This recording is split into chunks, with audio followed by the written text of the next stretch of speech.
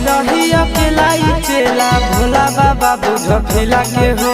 कबल रही अकेला चेला भोला बाबा बुझ फिला के हो। देवा घरा एलिया जामु जिला से हो छोड़ी ढीला लगाई दे मोर ढीला से हो। बाबा एलिया ना बात जिला से हो छोड़ी ढीला लगाई दे मोर ढीला से हो। कबल रही अकेला चेला भोला बाबा बुझ फिला के हो।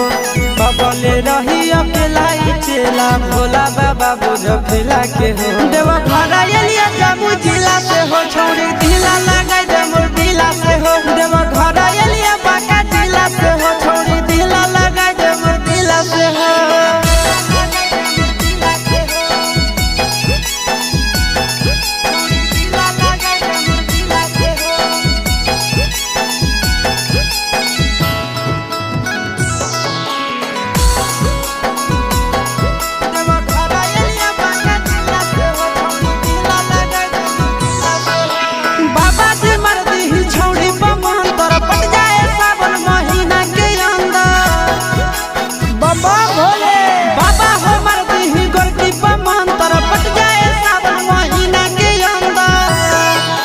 हर साल जलवा ढारे ले अइबो पैदल चाहे सकीला से हो।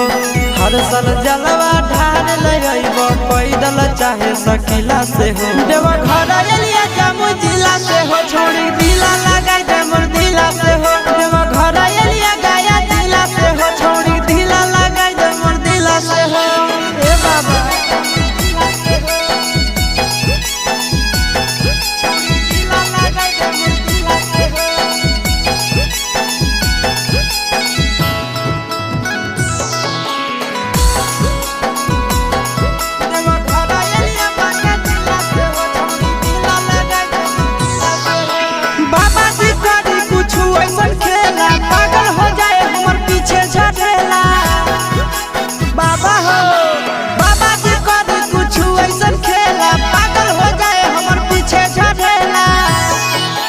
आशीष यादव चिंटू राजा जिए बड़ा मुश्किला से हो।